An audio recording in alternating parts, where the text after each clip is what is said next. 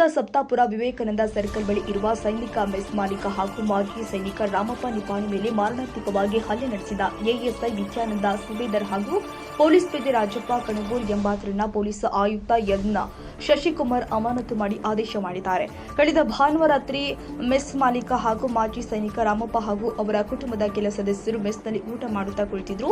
ಈ ವೇಳೆ ಅಲ್ಲಿಗೆ ಬಂದ ಎಎಸ್ಐ ಸುಬೇದಾರ್ ಎಷ್ಟು ತಡವಾದರೂ ಮೆಸ್ ಯಾಕೆ ಬಂದ್ ಮಾಡಿಲ್ಲ ಅಂತ ಪ್ರಶ್ನೆ ಮಾಡಿದ್ದಾರೆ. ಅನಂತರ ಮಾಜಿ ಸೈನಿಕ ಹಾಗೂ ಪೊಲೀಸರ ಮಧ್ಯೆ ಮಾತಿನ ಚಕಮಕಿ ನಡೆದು ಪೊಲೀಸರು ಆ ಮಾಜಿ ಸೈನಿಕರ ಮೇಲೆ ಹೆಲ್ಮೆಟ್ ಹಾಗೂ ಬಡಿಗೆಯಿಂದ ಮಾರಣಾಂತಿಕ ಹಲ್ಲೆ ನಡೆಸಿದ್ರು. ಇದರಿಂದ ಗಂಭೀರವಾಗಿ ಗಾಯಗೊಂಡ ರಾಮಪ್ಪ ನಿಪಾಣಿಯನ್ನ ಕಿಮ್ಸ್ಗೆ ದಾಖಲಿಸಲಾಗಿದ್ದು, ಘಟನಾ ಸ್ಥಳಕ್ಕೆ ಪೊಲೀಸ್ ಆಯುಕ್ತ ಎನ್ ಶಶಿಕುಮಾರ್ ಕೂಡ ಭೇಟಿ ಕೊಟ್ಟು ಮಾಹಿತಿ ಪಡೆದಿದ್ದರು. ಪೊಲೀಸ್ ಸಿಬ್ಬಂದಿಯ ಈ ವರ್ತನೆಯಿಂದ ಸ್ವತಃ ಪೊಲೀಸ್ ಆಯುಕ್ತರೇ ಬೇಸರ ವ್ಯಕ್ತಪಡಿಸಿದ್ರು. ಇದರ ಬಗ್ಗೆ ಕೂಲಂಕುಷವಾಗಿ ಪರಿಶೀಲಿಸಿ ಕ್ರಮ ಕೈಗೊಳ್ಳುವ ಭರವಸೆಯನ್ನು ಕೂಡ ಅವರು ಕೊಟ್ಟಿದ್ರು. ಆ ಪ್ರಕಾರ ಇದೀಗ ಹಲ್ಲೆ ನಡೆಸಿದ ಎಎಸ್ಐ ವಿದ್ಯಾನಂದ ಸುಬೇದರ್ ಹಾಗೂ ಪೊಲೀಸ್ ಪೇದೆ ರಾಜಪ್ಪ ಕಣಬೂರ್ ಅವರನ್ನ ಅಮಾನತು ಮಾಡಿದ್ದು, ಈ ಘಟನೆ ಸಂಬಂಧ ನಿಷ್ಪಕ್ಷಪಾತ ತನಿಖೆ ನಡೆಸುವ ಭರವಸೆಯನ್ನ ಪೊಲೀಸ್ ಆಯುಕ್ತರು ತಿಳಿಸಿದ್ದಾರೆ.